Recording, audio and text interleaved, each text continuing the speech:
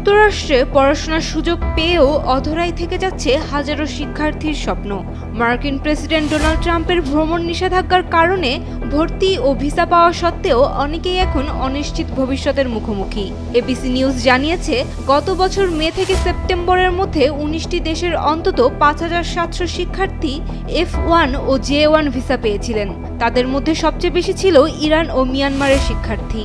কিন্তু নতুন নিষেধাজ্ঞা কার্যকর হওয়ায় তাদের অনেকেই যুক্তরাষ্ট্রে যেতে পারেননি। সবচেয়ে বেশি ক্ষতিগ্রস্ত হয়েছেন আফগানিস্তান, ইরান ও মিয়ানমারের শিক্ষার্থীরা। আফগানিস্তানের ২১ বছর বয়সী বাহারা সাগিরি তালেবানের কারণে নিজ দেশে পড়াশোনা চালিয়ে যেতে পারেনি। উচ্চশিক্ষার স্বপ্ন পূরণে যেতে চেয়েছিলেন যুক্তরাষ্ট্রে।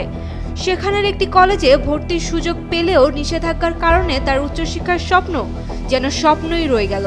হতাশ সাগারি বলেন, যখন আপনি ভাবেন অবশেষে স্বপ্ন পূরণ হতে চলেছে, তখন কিছু একটা এসে সবকিছু শেষ করে দেয়। ইরানের পুয়া কারামি যুক্তরাষ্ট্রে পলিমার কেমিস্ট্রি পড়তে চেয়েছিলেন, কিন্তু স্বপ্ন স্থগিত রাখতে হয়েছে তাকে। অন্যদিকে মিয়ানমারের গুগু গৃহযুদ্ধের মাঝেও আমেরিকায় নতুন জীবনের আশা করেছিলেন, যা এখন অধরাই।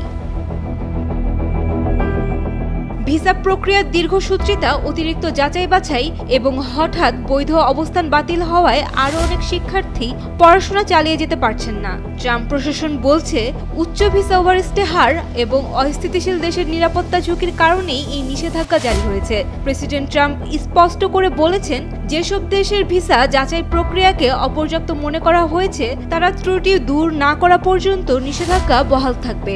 এদিকে যুক্তরাষ্ট্রে পড়তে না পেরে অনেক শিক্ষার্থী ইউরোপ সহ অন্য দেশে আবেদন করছেন, কিন্তু ভাষা পরীক্ষা, কঠোর ভিসা শর্ত ও রাজনৈতিক অস্থিরতায় নতুন সংকটে পড়ছেন তারাও। হাজারো শিক্ষার্থী প্রশ্ন ছুড়ে দিচ্ছে, তাদের দোষ কোথায়? স্বপ্ন দেখাই কি তাহলে অপরাধ? Sayema Akter, Daily Sun.